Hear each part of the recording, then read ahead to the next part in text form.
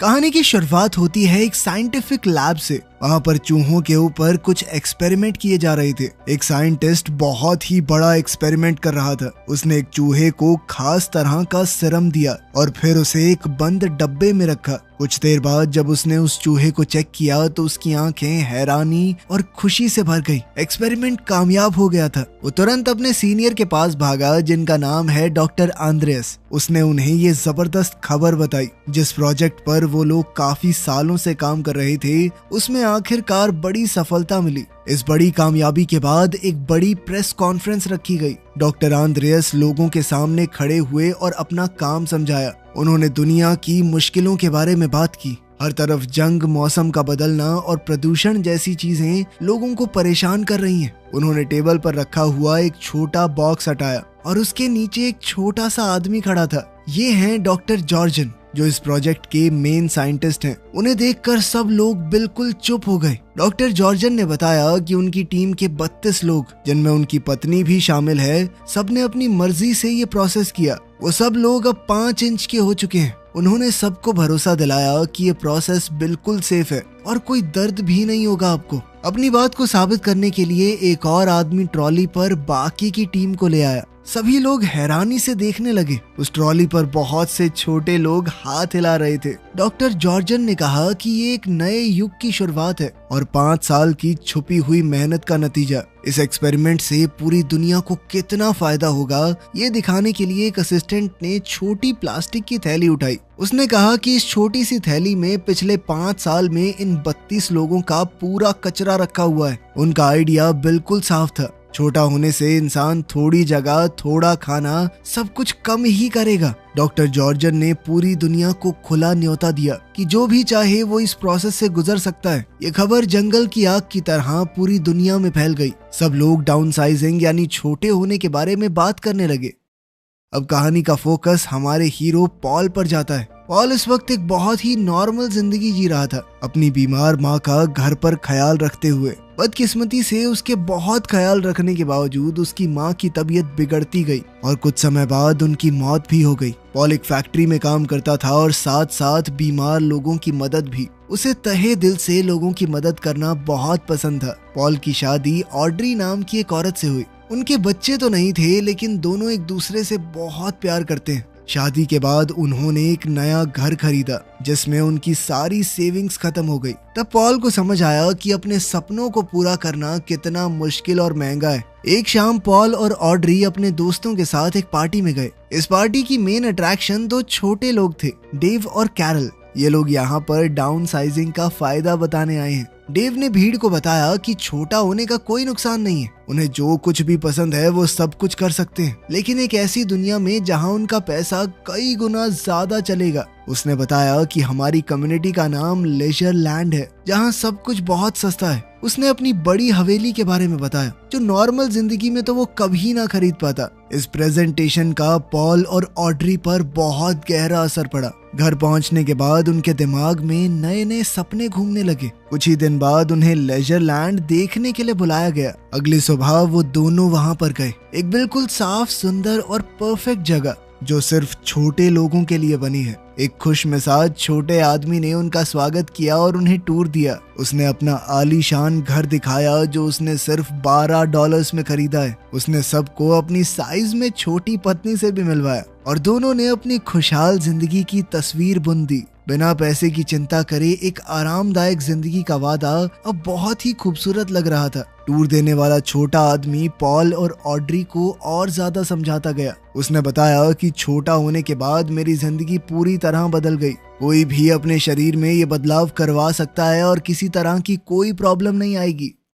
इसके बाद पॉल और ऑड्री डॉक्टर से मिले। डॉक्टर ने पैसों की सच्चाई बिल्कुल साफ शब्दों में बताई। उन्होंने कहा कि छोटा होने के बाद उनका बड़ा घर बेकार हो जाएगा। वो उसे बेच सकते हैं और उस पैसे से लेजर लैंड में बहुत ज्यादा अमीर हो जाएंगे। वो वहाँ सब कुछ इतना सस्ता है कि वो जितना चाहे खर्चा कर सकते हैं, फिर भी उनके पैसे कभी खत्म नहीं होंगे। आखिरकार दोनों ने मिलकर छोटे होने का फैसला ले लिया। पॉल अपनी नौकरी पर गया और अपने साथ काम करने वाले लोगों को बताया कि आज मेरा आखिरी दिन है उसने कहा कि वो छोटा बनने जा रहा है और लेजरलैंड में अपनी जिंदगी की नई शुरुआत करेगा। उसके साथ ही उसके लिए खुश हुए और उसे आखिरी बार अलविदा कहा। पॉल और ऑड्री एक आखिरी बार अपने सभी दोस्तों से मिले क्योंकि उन्हें पता था कि छोटा होने के बाद वो दोबारा कभी नहीं मिल पाएंगे। दोनों ने अपना घर बेच दिया, प्रोसेस के लिए अपनी शादी की अंगूठियां उतारी और अपनी पुरानी जिंदगी छोड़ने के लिए तैयार हो गए। अगली सुबह वो कई और उम्मीद भरे लोगों के साथ लेजरलैंड की स्पेशल बस में चढ़ गए।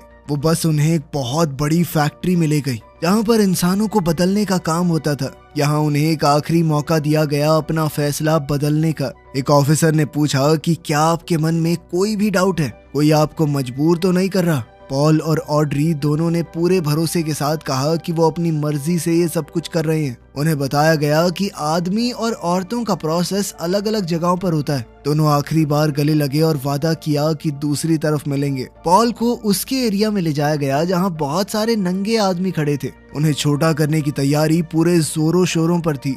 उनके शरीर के सारे बाल पूरी तरह शेव कर दिए गए। जो दांत खराब या सड़ रहे थे उन्हें निकाल दिया गया। ये सब कुछ बेहोशी के दौरान हुआ तो उन्हें कोई फर्क नहीं पड़ा। बेहोश होने के बाद पॉल को एक बड़ी एडवांस मशीन में रखा गया। यह प्रोसेस लगभग 20 मिनट चला और जब सब खत्म हुआ तो पॉल बिल्कुल परफेक्ट तरीके से सिर्फ 5 इंच का हो गया। नए छोटे हुए लोगों को फिर एक रिकवरी एरिया में ले जाया गया जहाँ सब कुछ उनके नए साइज के हिसाब से बना हुआ था। अब उनके साथ छोटे हो चुके डॉक्टर्स मौजूद थे। उनके निकाले गए दांतों की जगह पर छोटे आर्टिफिशियल दांत भी लगाए गए। काफी लंबे समय के बाद पॉल को होश आया। वो इस वक्त एक छोटे से बेड पर लेटा हुआ था। एक नर्स जो खुद भी साइज में छोटी है उसने उसे संभाला और कहा कि तुम पूरी तरह ठीक हो। पूरा प्रोसेस सक्सेसफुल रहा। उसने पॉल को छोटे कपड़े दिए और एक बड़ा सा बिस्किट भी ला कर दिया जो पॉल के नए नजरिए से एक सोफे की गद्दी जैसा लग रहा था। लेकिन पॉल को अपनी चिंता नहीं थी।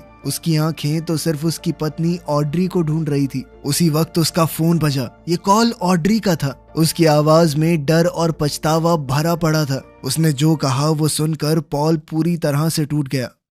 दरअसल वो आखिरी प्रोसीजर के दौरान बहुत ज्यादा डर गई। जब उसने अपने बाल शेव होते हुए देखे तो वो सह नहीं पाई। उसने इस प्रोसेस से पीछे हटने का फैसला किया और फैसिलिटी छोड़कर चली गई। और वहीं पॉल ने पूरा प्रोसीजर करवा लिया। वो बस 5 इंच का था। इस छोटी दुनिया में वो बिना अपनी पत्नी के अकेला क्या करेगा? पॉल ने अपनी पत्नी से भीख मांगी, कहा कि प्लीज वापस आ जाओ। कोई दिक्कत नहीं है, मैंने तो पूरा प्रोसेस करवाया है, आसानी से सब कुछ हो जाएगा, बाल दोबारा उग जाएंगे। लेकिन ऑड्री ने पक्का फैसला कर लिया था। उसने साफ कहा कि उसे बहुत डर लग रहा है, वो वापस नहीं आएगी। आखिरी बार अलविदा कहते हुए उसने फोन काट दिया। पॉल बिल्कुल अकेला रह गया। वो हमेशा के लिए 5 इंच का हो गया था। उसका दिल पूरी तरह टूट गया था। उसकी इस परफेक्ट नई जिंदगी का सपना शुरू होने से पहले ही बिखर गया। वो बहुत ज्यादा उदास रहने लगा। अपने बड़े और आलीशान बंगले में रहने के बावजूद वो बिल्कुल अकेला महसूस कर रहा था। जल्द ही उनकी शादी की अंगूठियां उसे भेजी गई।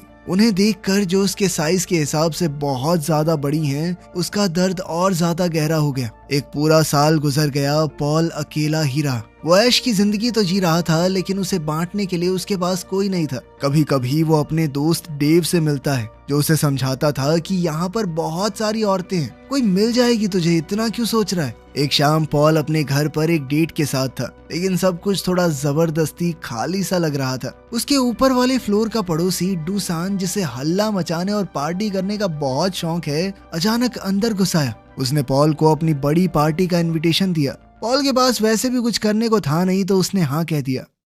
अगली रात पॉल डूसान की शानदार पार्टी में गया, एक बड़ा गुलाब गिफ्ट के रूप में लेकर। डूसान उसे देखकर बहुत खुश हुआ। उसने कहा कि खुलकर पी, बहुत लड़कियां आएंगी यहाँ पे, पटा ले किसी और को, भूल जा अपनी बीवी को भाई। लेकिन पॉल किसी से कनेक्शन नहीं बना पाया। उसने रात भर शराब पी, झांझ में डांस किया और आखिरकार बेहोश होकर गिर पड़ा। सुबह तक पार्टी खत्म हो चुकी थी। सिर्फ पॉल और डूसान फैले हुए सामान वाले फ्लैट में पड़े हुए हैं। अगली सुबह सफाई करने वाली टीम आई। डूसान इतना अमीर है कि वो सारा काम बाकी लोगों से करवाता है। पॉल जब हैंगओवर और घूमते दिमाग के साथ उठा तो उसकी नजर एक सफाई करने वाली औरत पर पड़ी। उसने उसे पहचान लिया। वो तो सारा है, वियतनाम की एक बहुत मशहूर एक्टिविस्ट जिसे पॉल ने 1 साल पहले न्यूज में देखा था। उस रिपोर्ट में दिखाया गया कि वियतनाम में छोटे लोगों की पूरी बस्ती बर्बाद हो गई थी और वो अकेली बची थी वहां से। उस घटना में उसकी एक टांग चली गई और अब वो एक नकली टांग का इस्तेमाल करती थी। पॉल उसके पास गया, उसे देखकर बहुत हैरानी हुई कि इस तरह का काम एक मशहूर औरत क्यों कर रही है।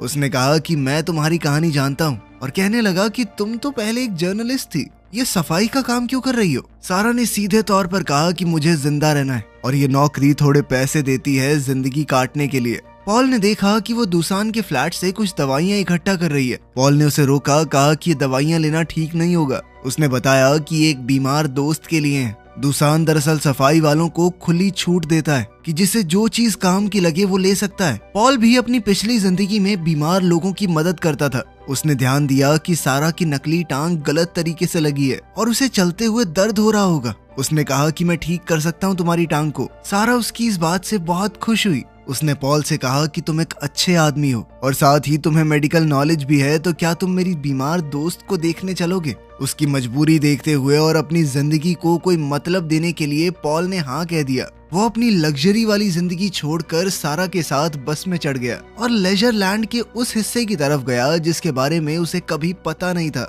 उनकी बस उन्हें लेजर लैंड के एक छुपे हुए हिस्से में ले गई। रास्ते में उन्होंने एक बहुत बड़ी दीवार क्रॉस की। उस दीवार के दूसरी तरफ पॉल ने एक गरीब बस्ती देखी। यहाँ पर उनकी तरह बड़े बड़े घर नहीं थे, बल्कि पुराने शिपिंग कंटेनर्स के अंदर बनी हुई एक झुग्गी जैसी कॉलोनी थी जहाँ सारा जैसे गरीब लोग रहते हैं। वो उसे अपने छोटे से घर में ले गई जो एक कंटेनर के अंदर बना था। अंदर एक औरत बेड पर लेटी हुई दिखी जो बहुत ज्यादा बीमार है। सारा ने बताया कि यही उसकी दोस्त है और पॉल से कहा कि डॉक्टर साहब इसका इलाज करो। पॉल ने कहा कि मैं कोई असली डॉक्टर नहीं हूँ, लेकिन सारा ने जिद की कि मुझसे तो ज्यादा ही पता है तुम्हें। पॉल ने सलाह दी कि दुसान के घर से लाई हुई कुछ दवाइयाँ दी जा सकती हैं। उसने थोड़ा सोच समझकर मेडिसिन दे दी। पॉल ने फिर से कहा कि मैं तुम्हारी नकली टांग भी ठीक से फिट कर दूंगा। इस पर सारा ने कहा कि कुछ दिन बाद करते हैं ये। पॉल वहाँ से तो चला गया, लेकिन वो सारा को भूल नहीं पाया। कुछ दिन बाद वो दोबारा उसके घर गया। सारा के पास एक बुरी खबर थी। वो बीमार औरत जिसे उन्होंने मेडिसिन दी थी वो मर गई।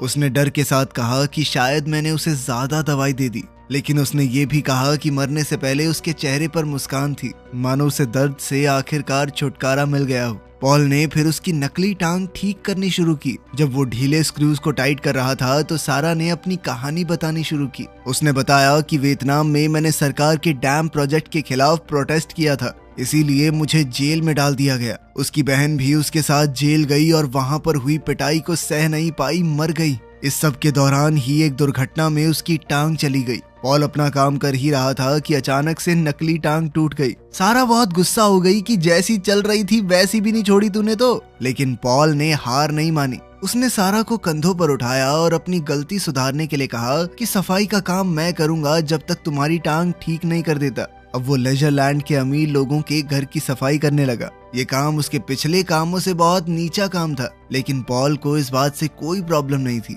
उसे दूसरों की मदद करते हुए फिर से अपनी जिंदगी का कोई मतलब मिल गया था। वो कई दिनों तक उसके साथ रहा। इस दौरान उसने सारा का एक और रूप देखा। उसने देखा कि कैसे वो अपनी गरीबी के बावजूद दूसरे बूढ़े और बीमार लोगों की मदद करती है, उन्हें खाना और बाकी सामान देती है। उसकी ये दया और अच्छाई पॉल के दिल की गहराइयों को छू गई।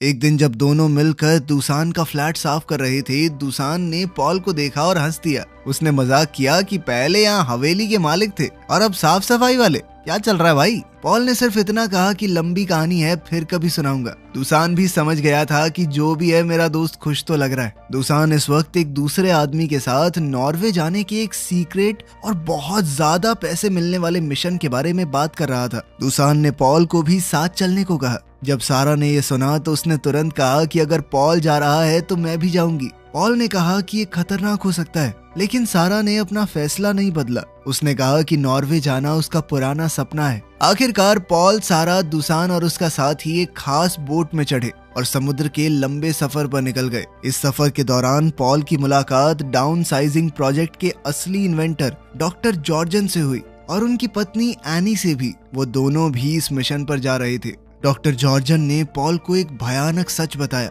उन्होंने कहा कि पिघलते ग्लेशियर्स के अंदर से बहुत ज्यादा मीथेन गैस निकल रही है और अगर ऐसा ही चलता रहा तो पूरी दुनिया खत्म हो जाएगी। इसे रोकने के लिए ही मैं इंसानों को छोटा करना चाहता था। अगर ये ग्लेशियर ना पिघले तो हमारा काम बन जाता, लेकिन सभी लोग छोटे होने के लिए तैयार नहीं है और इस स्पीड से इसे रोकने का कोई तरीका नहीं बचा है। तो ये समझ लो कि दुनिया खत्म होने से पहले ये आखिरी पार्टी की तरह है। पॉल के लिए ये सब कुछ समझना बहुत मुश्किल हो रहा था। उसने सारा से बात की और वो भी इस बात को पचा नहीं पा रही थी कि क्या दुनिया सच में खत्म हो जाएगी। उस रात ये भारी सच और उनके बीच बढ़ती हुई नजदीकियां दोनों को पास ले आई। पॉल और सारा एक दूसरे के करीब आए। पॉल ने सारा को चूम लिया और दोनों ने रात साथ बिताई।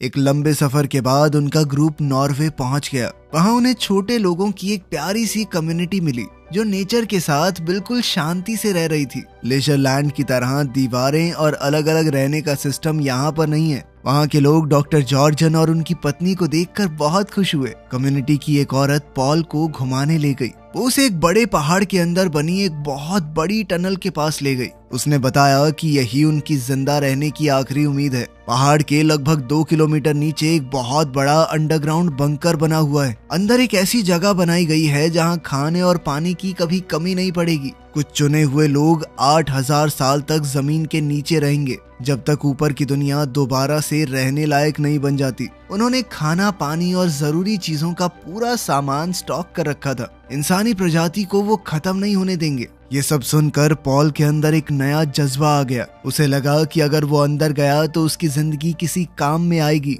उसने खुशी खुशी सारा को बताया कि मैंने बंकर में जाने का फैसला कर लिया है। उसे लग रहा था कि वो इंसानों को बचाने में अपना योगदान दे पाएगा, लेकिन सारा का दिल टूट गया। वो गुस्से में आ गई। उसने पॉल से पूछा कि हमारे बीच जो कुछ भी हुआ उसके बाद तुम मुझे कैसे छोड़ सकते हो। उसने पूछा कि क्या तुम बस टाइम पास कर रहे थे मेरे साथ, सच में प्यार नहीं करते मुझसे। इस बात का पॉल ने कोई सीधा जवाब नहीं दिया। पॉल अपनी बात पर अड़ा रहा कि मुझे अंदर जाना ही है, यही रास्ता है मेरा। पॉल की इन बातों ने सारा को तोड़ दिया। वो रो पड़ी। पॉल ने दुसान को भी अपना फैसला बताया। दुसान ने कहा कि तू ऊपर रहकर भी तो लोगों की मदद कर सकता है, लेकिन पॉल ने अपना मन बना लिया था। जब बंकर में जाने का वक्त हुआ तो सभी लोग एक साथ सूरज को ढलते हुए देखने लगे। वो जानते थे कि अपनी जिंदगी में दोबारा कभी सूरज नहीं देख पाएंगे। पॉल ने सबको अलविदा कहा। उसकी और सारा की आंखें मिली। सारा बिना कुछ बोले उसे रुकने के लिए कह रही थी, लेकिन पॉल ने पीछे नहीं देखा और अंधेरी टनल के अंदर चला गया।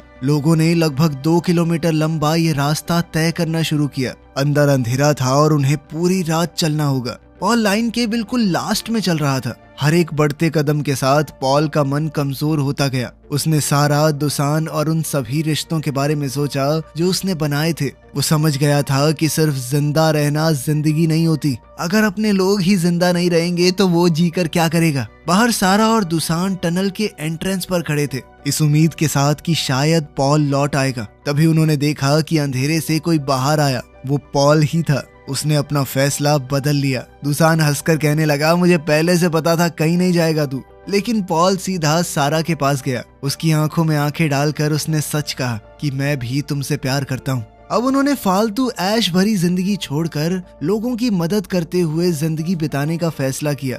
वीडियो पसंद आई तो लाइक कर देना, चैनल को सब्सक्राइब कर लेना। मिलते हैं अगली वीडियो में।